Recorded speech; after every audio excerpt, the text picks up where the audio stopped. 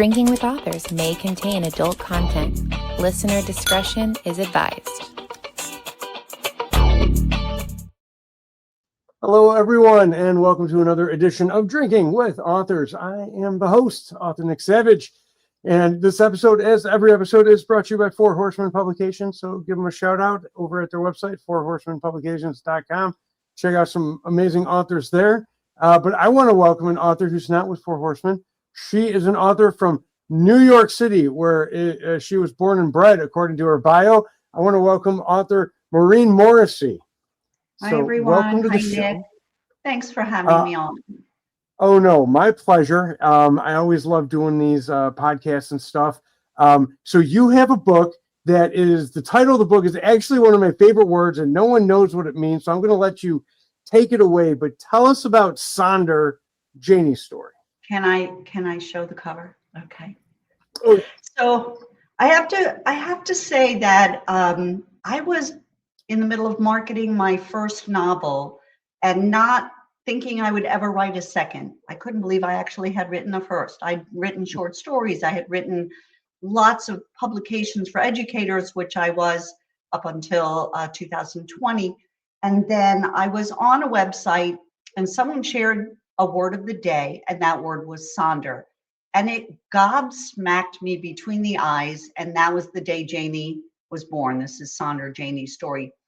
Sonder means the realization that every person you pass that you don't even notice, the definition, which is in the Dictionary of Obscure Sorrows, which is a great book, was actually on the New York Times bestsellers list. He says every lighted window, every car you drive past, that person that you don't even really pay attention to has an entire life story as crazy and rich as your own, but that you'll never know it because you're busy in your own circle, in your own life, and they'll never know yours. He mentions that you might be an extra in their movie and they would be an extra in your movie, and then you just move on with your life. So because the concept was something very near and dear to my heart as a New York City person who is surrounded by millions of extras, and who is a writer and a reader who loves story, I knew right away that I wanted to write something to honor that concept. So Janie was born. So Janie tells the story of a girl who grew up in New York City around the same time I did. And she follows a lot of very dark rabbit holes, as girls did back in those days, and some of the boys too. It was a bit of a dangerous time to be a working class kid in the city in general. And she learns to pay attention to all those extras in her life. And through that, she develops and grows and starts to find her way out of those dark rabbit holes that she was in. So the concept really is a realization, an eye-opening, and it opens your whole world. And if you take it one step further, as I like to do, and engage those random strangers and really listen to their stories, because again, as writers, I love stories. I love walking down the street and listening and eavesdropping on bits of conversations. Those have made their ways into my books. But if you really engage strangers and listen to their stories, it makes your life richer. And that's why I had to write Sonder, Janie's story.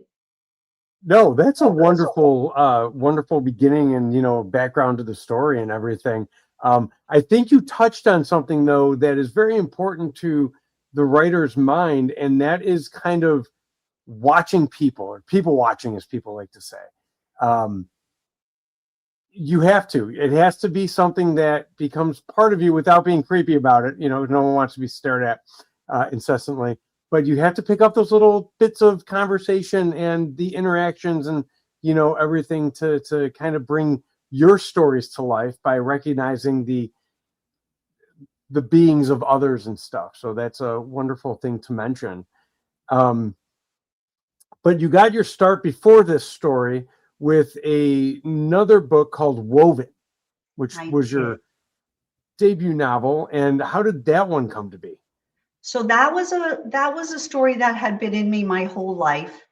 It is a fictionalized a historical fictionalized version of my family history and my husband's family history. And I grew up with the stories of my own family, and I knew they needed to be shared. I'm the child of Holocaust survivors and refugees. My husband is the descendant of Irish Great Famine refugees, for lack of a better word, that wound up in the States. And all of our ancestors eventually wound up in the States and created a generation of American kids who met each other and then created new generations of American kids.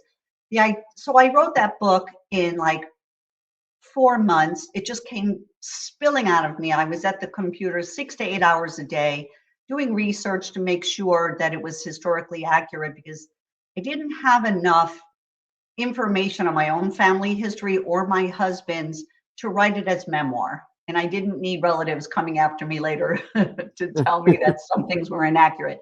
So I made it fiction. So I did a lot of research. It was an intense project.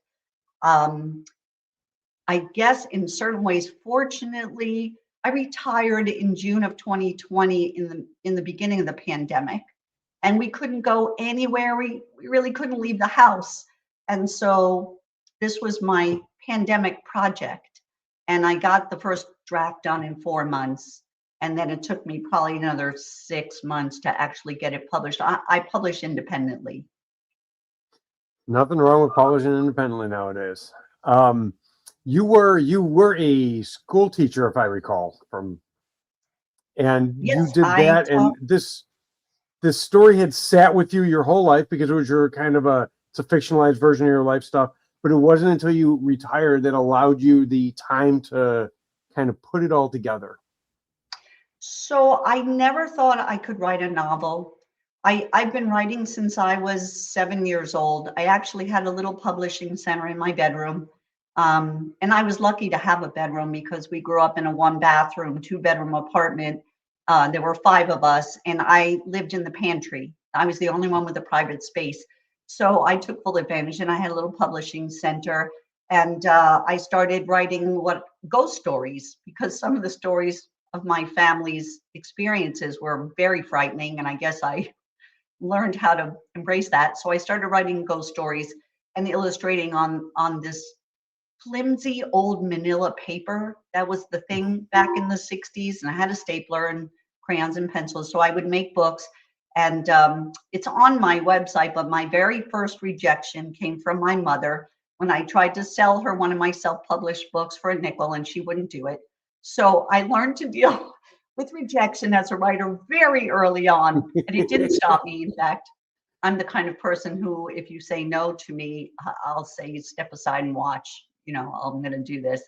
So I did a lot of writing through my childhood, through college, through education, but it was mostly short stories and articles for teachers. And I really did not know I could write a novel. And then once we had this absolute silence in our lives, and my husband and I are very big travelers, and I'm a runner. I was able to run, thank goodness, because that saved my sanity. But we couldn't travel to visit our children and our grandchildren. And so that really did kind of give me the space and mindset, and it just kind of spilled out of me. I sat there every day in awe, like somebody else's hands on the keyboard.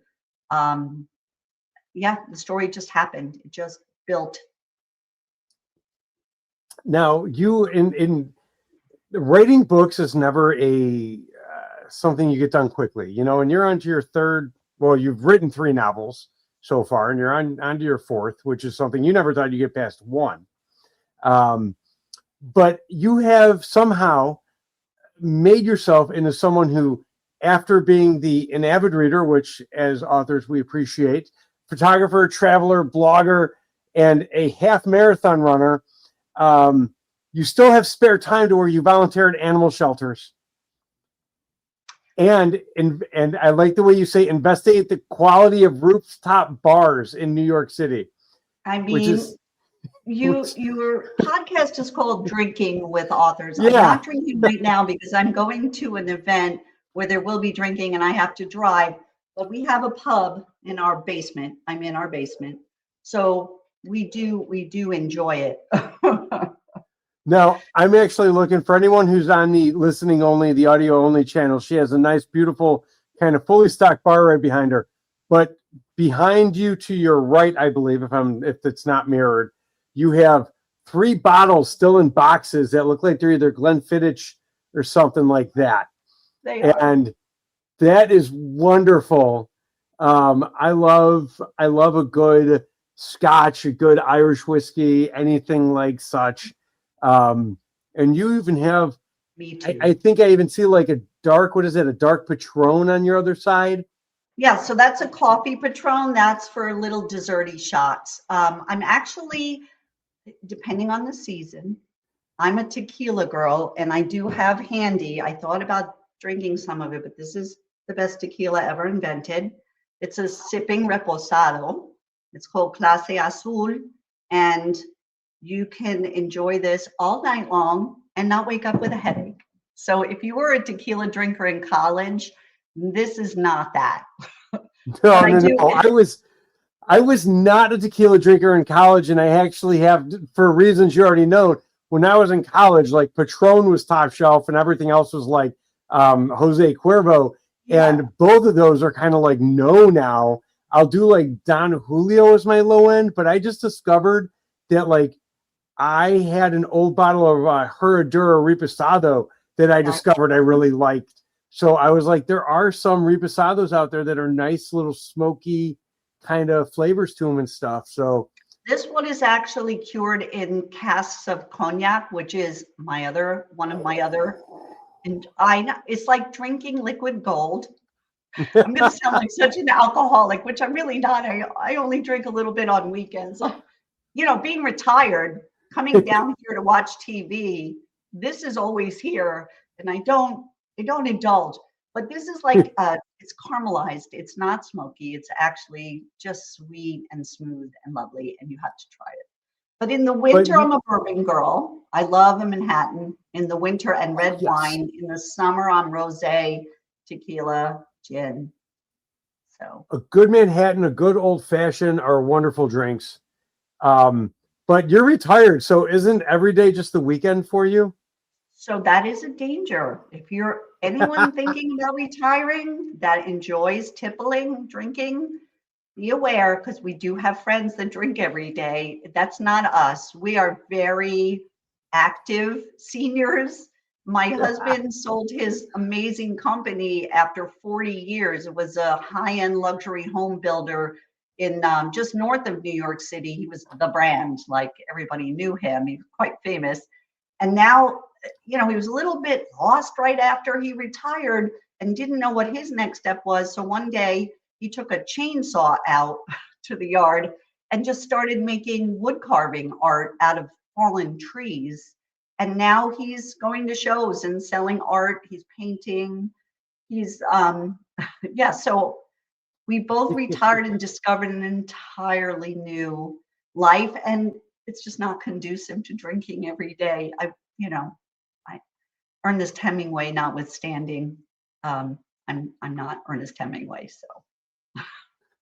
No, and that's okay. There's nothing wrong. I think when people are in college and social situations, even if you're a social person, the alcohol kind of brings everybody together because they don't know how else to bring people together or to meet people. And as we get older, we're like, alcohol's there, but there's so many other things that we find we can do with their time in our life that alcohol becomes an afterthought to, oh yeah, we're going to a thing, there'll be some drinking, and might have a glass of wine, or you know what I'm saying, whatever, versus the need to do it every day.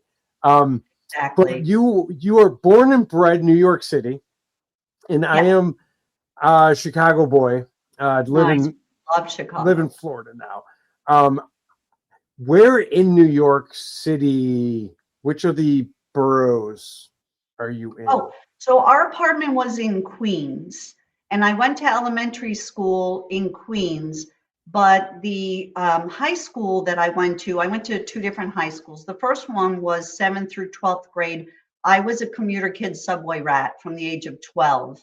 And I would get on the subway in the morning, and it was just subway cars full of kids like me traveling the city to get to school. I would see my cousins who were younger than me heading to school on the subway, and that was in Manhattan. That was actually a block from Grand Central at the time. They've moved since. And then I switched to another high school on the Lower East Side, near Greenwich Village. So I started near Central Parkish and ended up near Greenwich Village in the 70s. Interesting times. See, I love New York City, and I've only been there once, and it was for like a week. And I spent a decent chunk of that on like Long Island doing some business stuff. And then we went, and I was in Brooklyn and Queens and Manhattan for like a quick like day and a half jaunt. It's unreal. Like New York City, like growing up in Chicago, like, oh, Chicago, big city, New York City can't be that much bigger, and blah, blah, blah.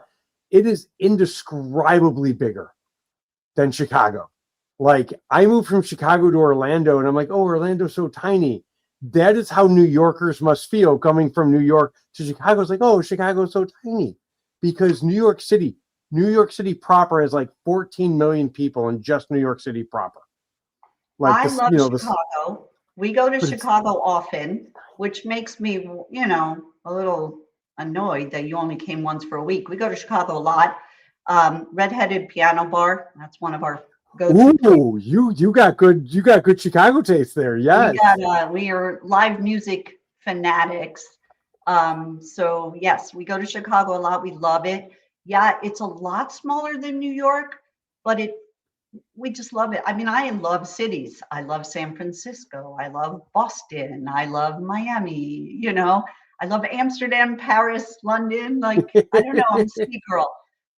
So we love Chicago, but New York is so special. And people who come here, especially those who are warned, don't go, it's dangerous. You're going to get robbed and mugged, and people are mean. And it's like, not that way at all.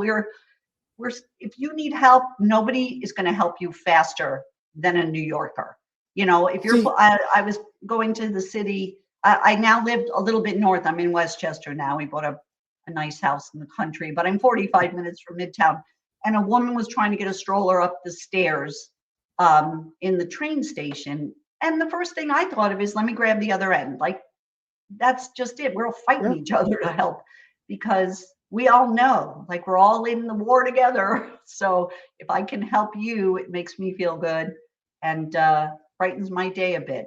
New York has I love New York City. No, and you're 100% correct, because I was the asshole in New York City because I didn't know you can't make a right on red. That's just the law. Oh shit. And anywhere else, like I've lived, you can make a right on red unless it says no. So I'm like downtown Manhattan or Times Square, somewhere right around there, and I'm making a right on red in between these groups of people crossing. And the guy's like, you don't make a right on red in New York City. And I didn't know that was a law. So my asshole is screaming out the window, we doing on Chicago. And I'm so lucky I didn't get pulled over. But like, people in New York are so nice, because it was just, I needed help with the car, and the parking attendant of the garage helps me, which would never happen in Chicago. You know what I'm saying? And like, New Yorkers, it's the accent. It's very rough. So people are like, oh, it's a rough accent, they must be mean. And absolutely the nicest people on the planet. And the best food too, like any country in the world that you can think of, there's a restaurant in New York, and it's probably somebody's grandmother or grandfather in the kitchen, and you're never going to get better food. It just it is. Oh no, it's 100% true. I don't know. I do, because we walk a lot, but we should weigh 1,000 pounds, because there's just food everywhere and it's all good. There's actually studies about that. European countries where they do a lot more walking and less driving, they eat, it's not even better quality food. They eat what we eat, just, they make it their version, but it's still got the caloric intake and everything like that. But because they're walking more and they're not as sedentary, they're healthier. So the cities like New York, where you can walk more and stuff like that, you're healthier because of the extra steps a day you're putting on because of the walking and the commuting like that. So it's definitely a good thing to have that good of food and be forced to walk. And So I think it helps because I'm a runner too, and I'm a workout fanatic. I think it also helps with your metabolism. Or like, let's say you have a lazy day at home in New York. It doesn't make a difference. You can still eat because tomorrow you're going to walk 10,000 steps or climb 47 flights of stairs or whatever it is. It's your metabolism, your energy. Yeah. And I think I have the energy level I do because I grew up there in those crazy times. Most of my girlfriends are also immigrants. I'm first generation American, and almost all of my girlfriends are first generation or at the most second. And a lot of our parents were just working all the time. So we were kind of free range kids before that was a thing. So yeah, we were out all hours and doing all kinds of explorations in all the boroughs. And yeah, I think that's why I still feel that way. I mean, I'm old now, but I can still outdo a lot of people younger than me in a lot of different ways. It's the healthy mentality. What did Frank Sinatra say? Young at heart, and that's really you're as old as you think you are, and you're not. If you got that youthful mentality, you're going to be healthy for a long time, which is absolutely I hope wonderful. So. That's the goal. I want to write some more. Yeah, well, I have a question before we get back to the books. As a native New Yorker who loves Chicago,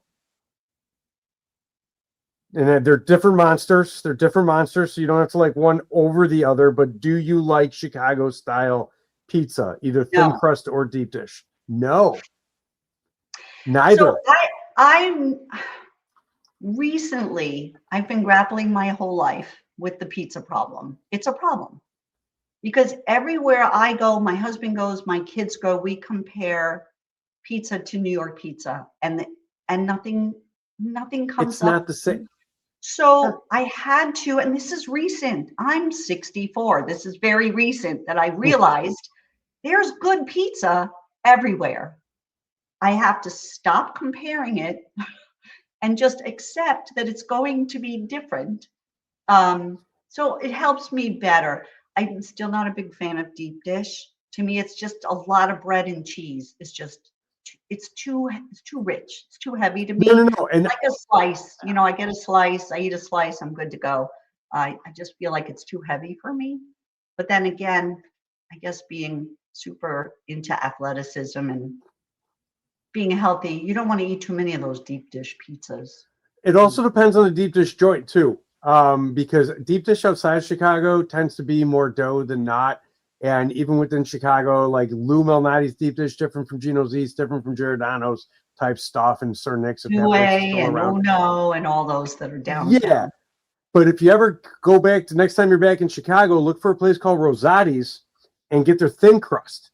Okay. Now, thin crust are the small little squares. They're not big New York pie slices and stuff. But to me, New York and Chicago pizza is like, it's not apples to oranges. It's like Granny Smith's to Red Delicious, or Golden Delicious.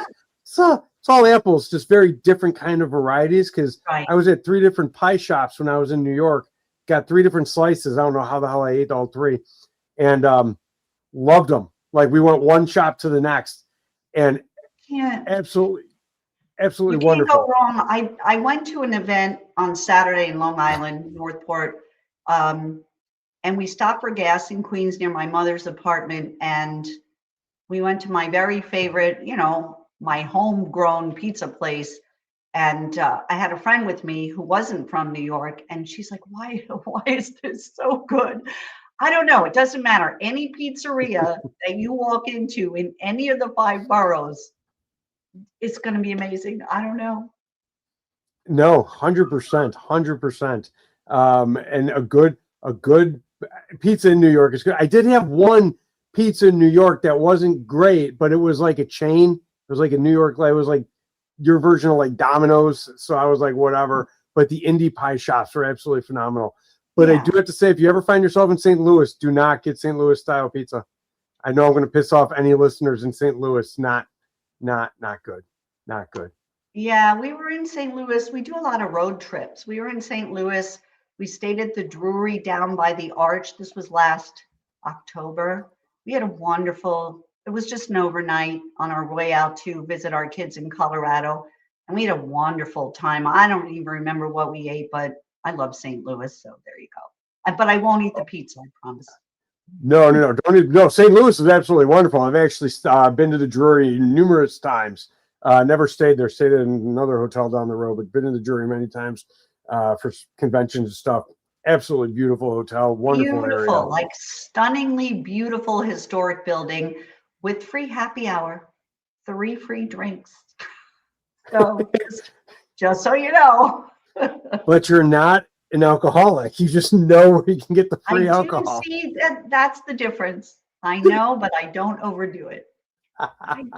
What can I say? So we've talked about your first 2 books. We've talked about Woven. We've talked about Sonder. You have a 3rd book. I have a 3rd book. So I call Woven, which was my first book, I call this book my therapy book because it got a lot of like childhood trauma out. And then I call Sonder my exorcism. Both of these books should have all the trigger warnings. Literally, I don't do trigger warnings, but if your readers are out there, all of them are in these books. So once I got these out of my system, I started writing just for funsies, and I came up with Seeing is Believing. It is about a psychic who does not want to be a psychic, and she struggles with trying to find some balance. All she wants in life is to get married and have children and be a normal Midwestern girl with, mother and wife. But because she has these psychic powers, which she tries to squelch, and that, if you try to squelch any innate abilities, never goes well. So I don't even know if I believe in psychics, but I did research for this one too. And it doesn't go well for her. Things go completely sideways for most of her early life. But I think the theme running through all of my books and my new one as well is strong women characters, because I am a very strong, stubborn, risk-taking, adventure-seeking person. And so I think the theme running through all of my novels is just women who deal with things in life and figure things out. So that's no different. This is a lot of fun. This is more commercially popular than the other 2. It's more of a traditional story arc book, where the other 2 are more literary fiction. They don't stick to a story arc. You have to really be kind of ready to take a journey with those first 2. This one, I think, might be more commercially viable. But yes, that's my 3rd one. And then I'm working on my 4th. It's almost there. I'm in beta reading right now. And it's called, I have a proof to show you. It's called Dream Life. And it's about a middle-aged woman in New York City. They're not all in New York City. This one's in Oklahoma. But she has this dream that seems very, very real, unlike most dreams. But it strikes her that it's actually like some kind of past life memory, but she is very pragmatic and doesn't believe in that. But again, that takes her down some pretty big trips, what happens to her.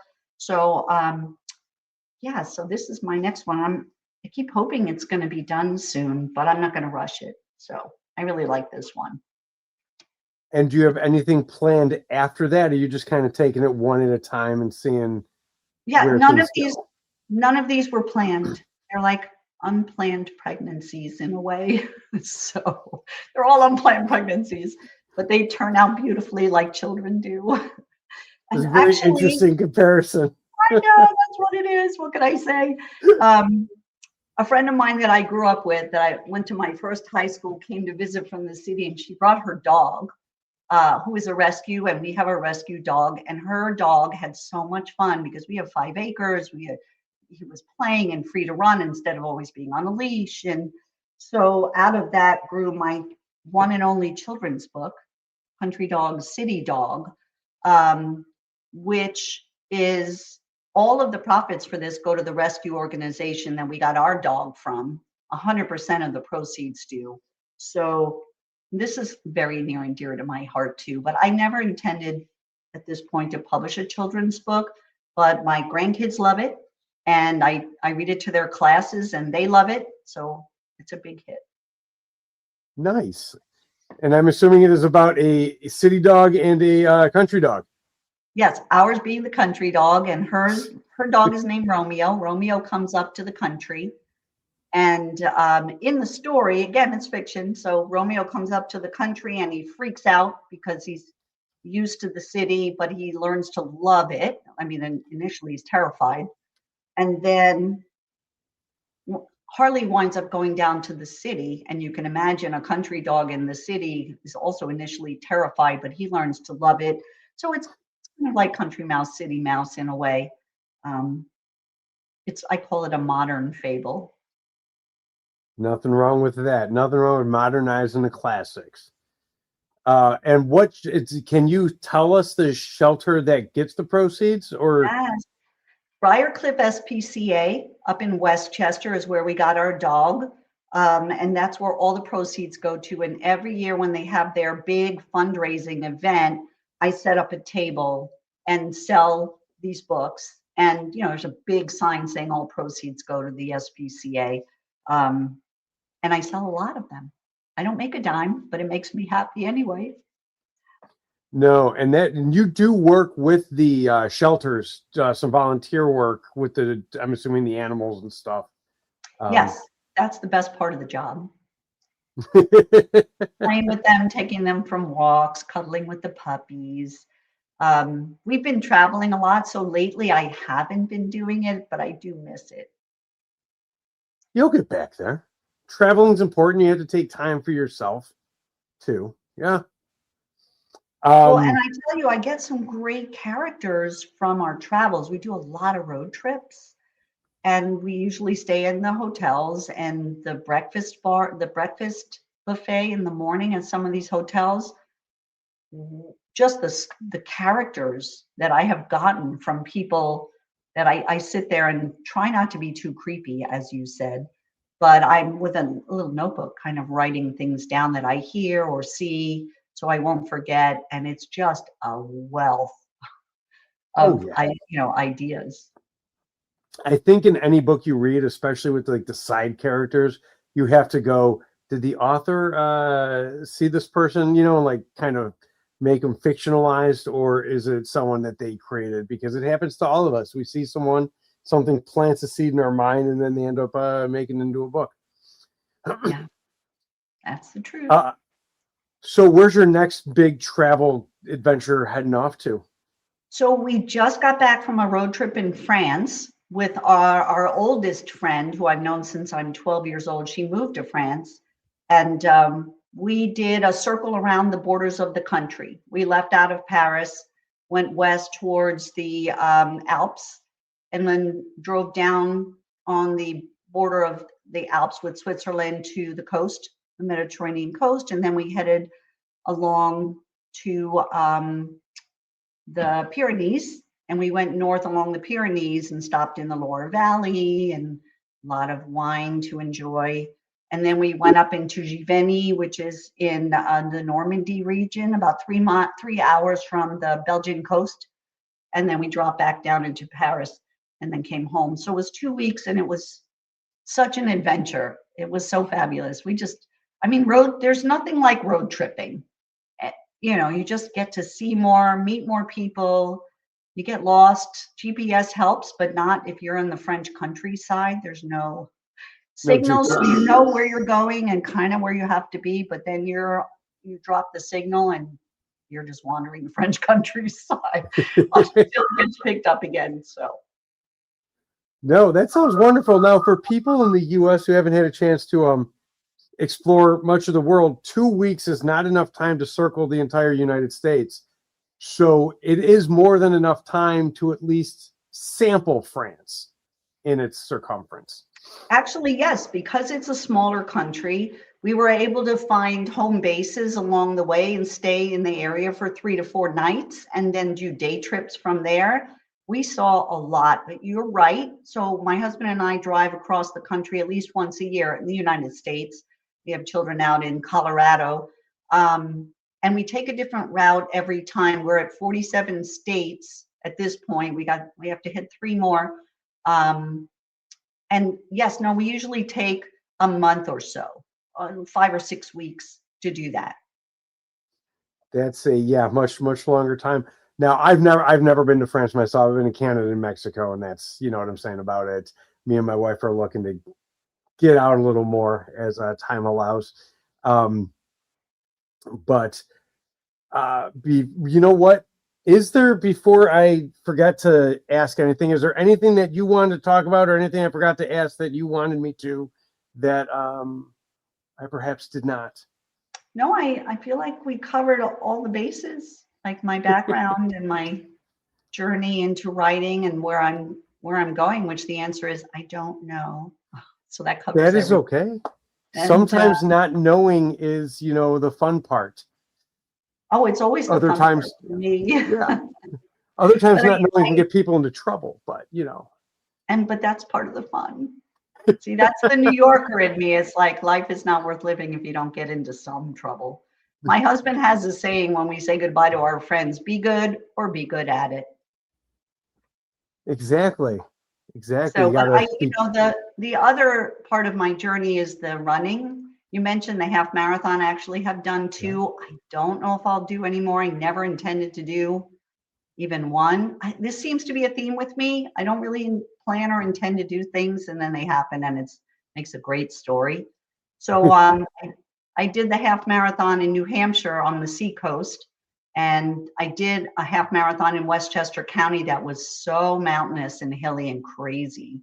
But I really love running. I love running. It's my therapy. I compose while I run. I solve story plot issues, come up with dialogue. I go in the zone. I don't listen to music or anything. I get into a zone and I just do a lot of my composing as I'm running. I'm very fortunate that way. No, that is wonderful. So where can people find you? Where can the listeners who want to get your books find you, follow you on social media and all that jazz? So I do have a Facebook page for those that are still on Facebook. I have an Instagram page and I'm on Threads as well. I have a website, maureenmorrissey.com.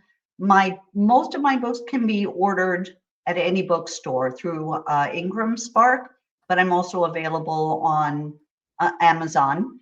And Sonder, my husband was so proud of me for doing what I'm doing that he, as a congratulations gift, got me a narrator. So there's actually an Audible version of Sonder as well. So if you're into audio books, it's on Audible.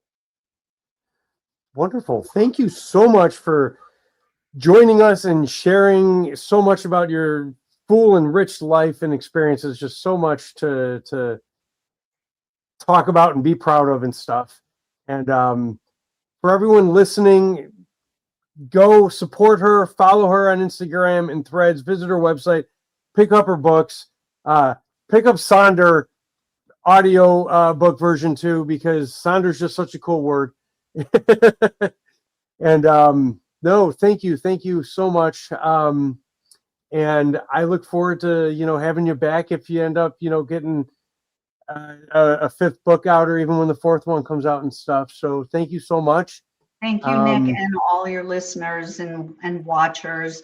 We authors rely on support. It's an art, it's a craft. We're out here, you know, putting ourselves out there, and any feedback, any support is always welcome, like any artist will tell you. So thank you, Nick, for doing this. I mean, this is really huge.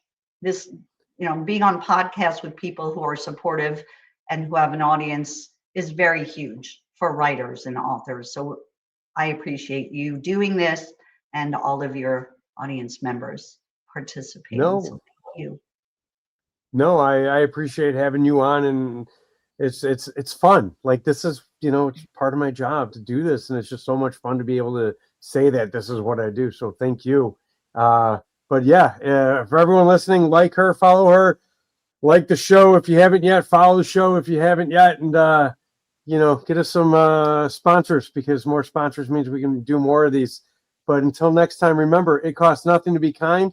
And to quote Maureen Morrissey and her friends, be good or be good at it. Until next time, thank you so much. Thank you for listening to Drinking with Authors. Join us next time for another fun conversation with an author over drinks.